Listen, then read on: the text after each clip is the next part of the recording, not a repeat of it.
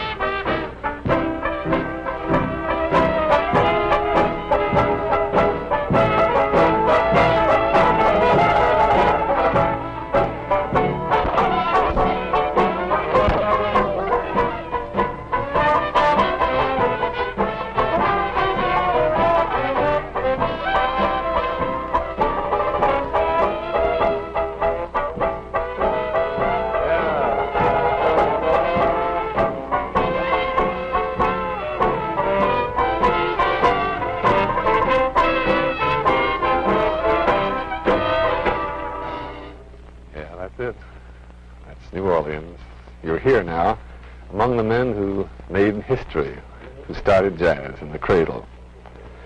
This first portion of our salute to New Orleans we call the Buddy Bolden era, from 1880 to 1907. This was the beginning of jazz. Let's take a look at some of the faces, some of the folks who sort of grew up in that particular period of New Orleans history. See them and get to know them a little bit. For these are the men and one woman who helped make jazz history. There's, on our very fine piano, Sweet Emma Barrett. On the guitar there, we have one of our best pals, Mr. George Guino. See George over there? Emma, how are you today? Fine. Good, good. I think we ought to start the excitement right now with a little opus. If you can take your eyes off that racetrack sheet there and just tell me what you think the boys might start off with in fine style. Saints? Well, fine.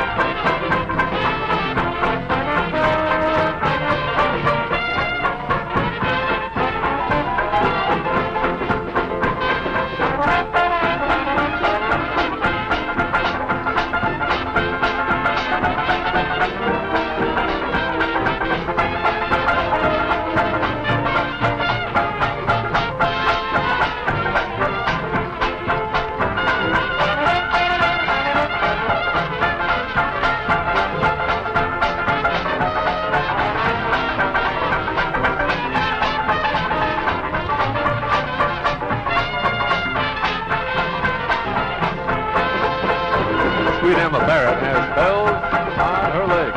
She plays it too.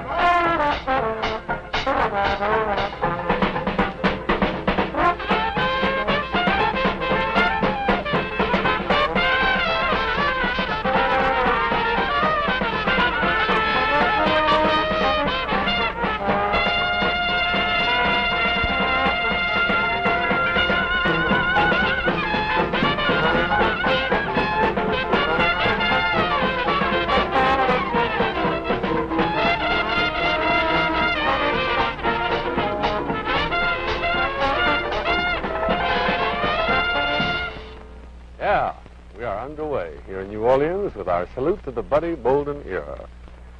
Buddy Bolden was quite a man. I can't paint you a picture of him because, well, there's not even a very good photograph still available of Buddy Bolden, but he started what might be called all this jazz way back in the 1880s.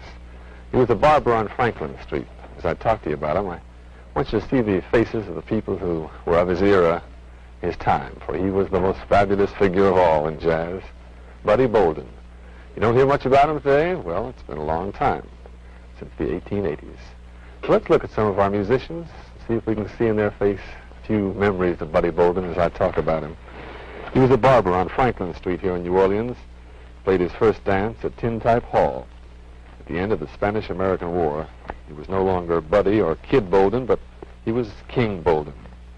One night at Lincoln Park, when Jean Robichaud had the opposition band in the park, and it was time for Buddy to play in another area of town, he stuck his horn through a little hole in the fence that was around Lincoln Park and just blew as best he could.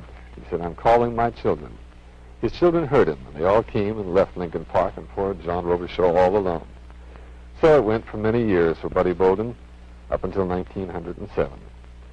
Buddy Bolden's blues, Buddy Bolden's memories, Buddy Bolden's fame, the most fabulous part of all the New Orleans jazz history. Buddy's gone, but these folks you see sitting here today were of his time, his era. They listened to him, played with him, were inspired by him, grew up under the shadow of a man whose fame is almost forgotten today. But for this moment, it's bright once again. For this half hour is Buddy Bolden's. He's as big a king right now as he ever was back in the 1880s here in New Orleans. I'd like you to meet two or three of the musicians right now before we go on to our next number. On clarinet, can we take a peek at our clarinet doctor over there? Mr. George Lewis. George Lewis has been playing for 51 years. He was born on Dauphin Street here in New Orleans, and at 7 years of age, his family was living behind the Hope Dance Hall. One day his mother gave him a 25-cent piece and said, "Go out and buy yourself a toy." He did. He bought a tin fife, and that led him eventually to his clarinet. It was at 16 he bought a second-hand clarinet. For a short period of time, he warmed up and got a job with a little band called the Black Eagles. He played his first funeral march in 1923 with the Eureka Jazz Band, and after that he formed his own band. Played with Bunk Johnson. He's one of the truly superb New Orleans clarinet men.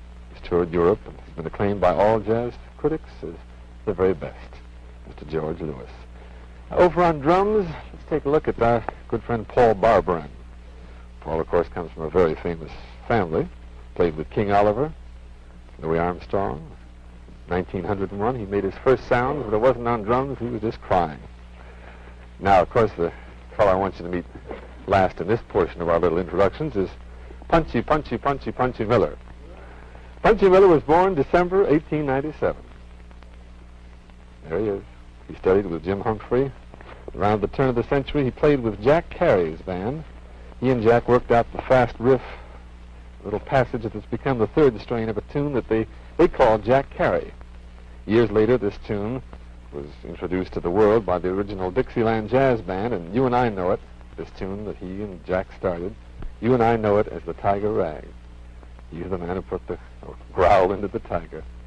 Back in 1923, Punch Miller, in a famous battle of trumpets at Italian Hall, was taken on by Sam Morgan.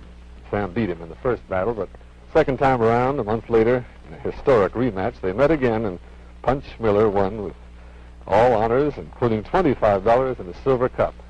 It's a long time ago. They introduced him that night as Punchy, Punchy, Punchy, Punchy Miller, and he's still known that way. Buddy Bolden, the man who started the era of New Orleans jazz. They wrote a song about him. Punch, could you sing it? You know, Buddy Bolden's Blues. All right.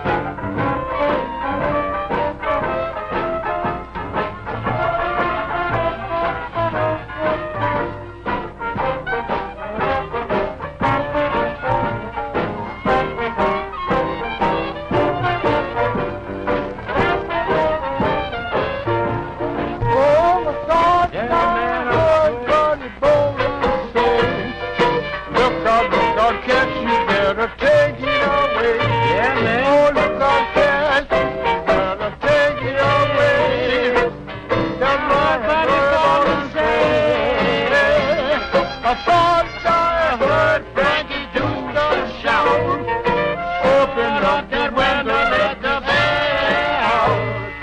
Open up the window, let the bed out. That's what I heard Frankie Dooster shout. Oh, I thought I heard a judge pull his red, 25 dollars on the bed, $25 off Friday days. That's what I hope he said. He said, ba-ba-boo-doo-bee-ba-boo-doo-bee-ba-bee-ba. That's what I heard Judge Bolden say. And there it is. Here's Buddy Bolden living again in Jelly Roll Morton's famous Buddy Bolden Blues. Thank you, Punchy Punch. I'd like you to meet some more of the folks in this group who make up the elder statesmen of New Orleans jazz, these folks who were of the Buddy Bolden era.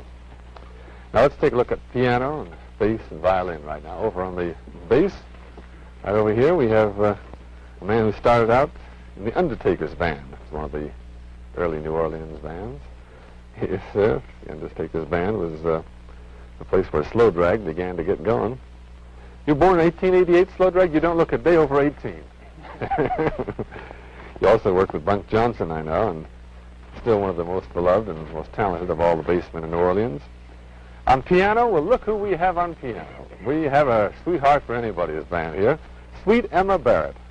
Sweet Emma Barrett, and I asked Sweet Emma before how old she was, and she told me a lady after 40, a lady doesn't have to answer, and I quite go along with that, so Emma, you don't have to answer.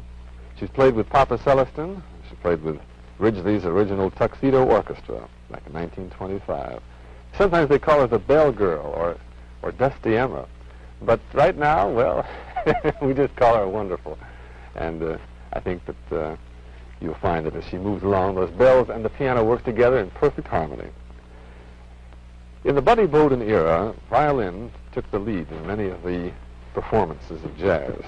Peter Bocage, who played in that era, one of the few, if not the last, left in New Orleans, was born in 1887 in Algiers, right across the river. He's played for 53 years.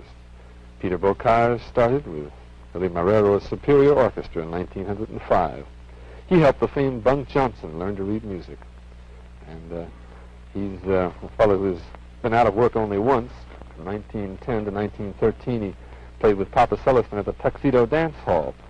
And one Sunday in April of that year, 1913, the owner of the Tuxedo and the owner of the hall across the street shot it out. And both were lying there dead when the police arrived. The police didn't like that very much, and there was no music on that block for 3 or 4 months.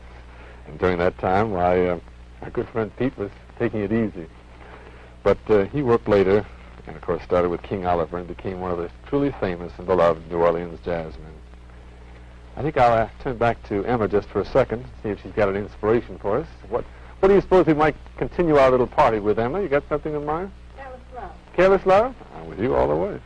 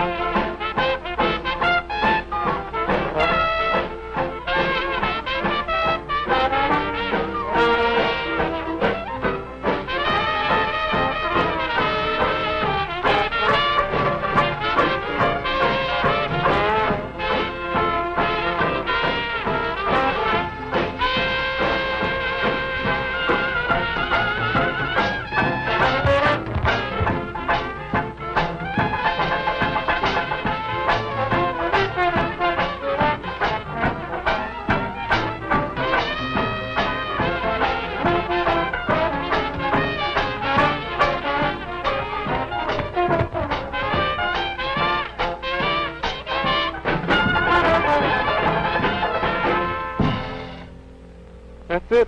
There it is. The Buddy Bolden era come to life here in New Orleans tonight. Here on Jazz Party. Sweet Emma. Sweet Emma, one of your bells have sunk down. They went down to your ankle from up to your knee there. How long have you been playing with the bells on the legs? About 2 years. I think that's wonderful. And you've got a little bow on the bells, too. Those are the fancy ones. Very nice indeed. We have extra touches here tonight in New Orleans. The Buddy Bolden era was the beginning for New Orleans jazz. And now, as we told you, we're going to tell the story of New Orleans jazz in 3 chapters. And I think the 1907 to 1940, which we touch on Jelly Roll Morton, that particular chapter will be equally as fascinating. And from 1940 to 1958, with the chapter having to do with what is now called the present-day Dixieland music of New Orleans. But this particular half hour of music is part of jazz history as it is being played. For these folks are representative of an era that's almost past. And we're so pleased indeed to have them all together here having fun at a party. We've had no rehearsals. I think you'll all go with me on that. We didn't rehearse a bit today. We just all came here. And I think some of you probably, getting through this very, very hot New Orleans day, would like to be sitting on that brass bed back there instead of standing in front of it. If you want to, go ahead and sit down on the edge of it. Go ahead. Relax. Go ahead there, George. Punchy, you can sit on that chair if you want. Yeah, why not? Got to learn how to. That's it. Learn how to stretch your energy, you know. We've got a nice number coming up now. I hope that George Lewis promised me we'd do Bucket's Got a Hole in It, which is a wonderful old tune of the Bolden era. And I think if somebody will give the beat to somebody else, anything could happen right now.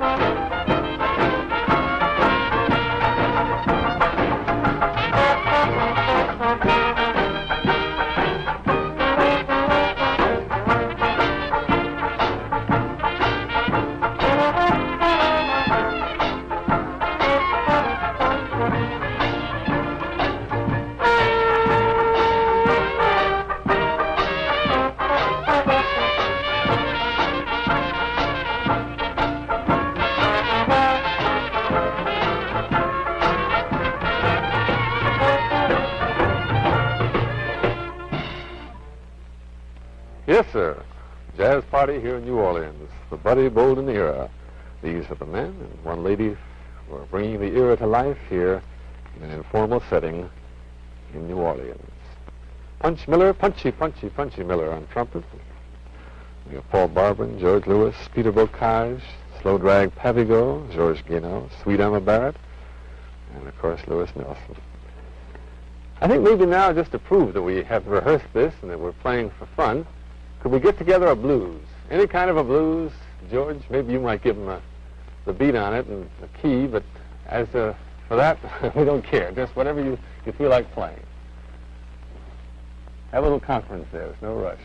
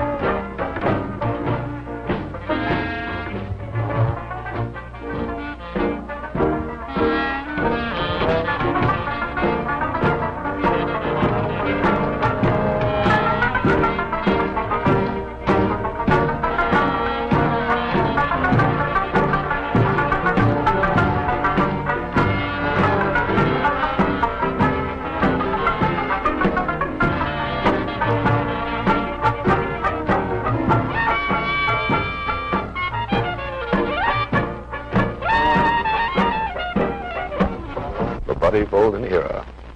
1890, 1907, the beginning of jazz in New Orleans. And now, in the person of one man, we have a thread that links us with Buddy Bolden in the past. A wonderful man, too. I'd like you to meet him right now. His name, Alphonse Picou, one of the giants of American jazz, a young man who is certainly over 18. Alphonse, how old are you now? I stopped counting the age. You stopped counting the years? Well, maybe that's why you're not really old at all, but very young. I know you started playing with the Accordiana Band in 1894. In 1897, you started your own band at Hope's Hall with George Moret's band. You played in 1913. You played at the World's Fair in 1913. Then with the Tuxedo Brass Band, one of the most famous. Now, let me tell you something very interesting about Alphonse. One of the reasons he is part of jazz history and will always be. He developed the clarinet obbligato to a march tempo, and that's what we call high society, one of the most famous of all jazz tunes. It's been a little while since you first played it. Do you think you could play it for us tonight? I'm going to try. Wonderful. Wonderful. Good? Wonderful, Alphonse. You try. We're all with you. Yes, I will play. All right.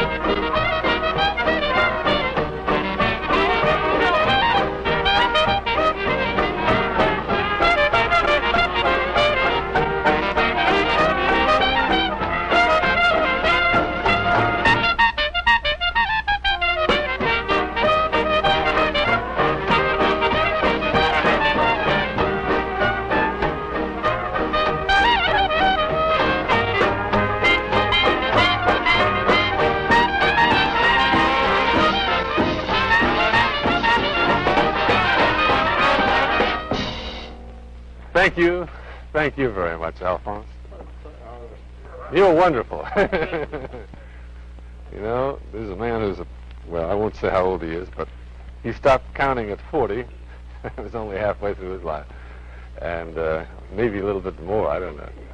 Alphonse Picou, who first played High Society, plays it for you tonight. And it's not so easy to play when you're Alphonse's age, but I thought he did a wonderful job.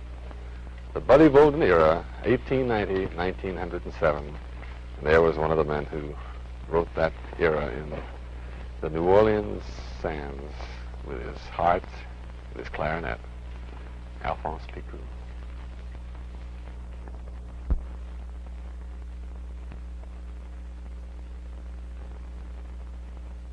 (1890, 1907), the Buddy Bolden era.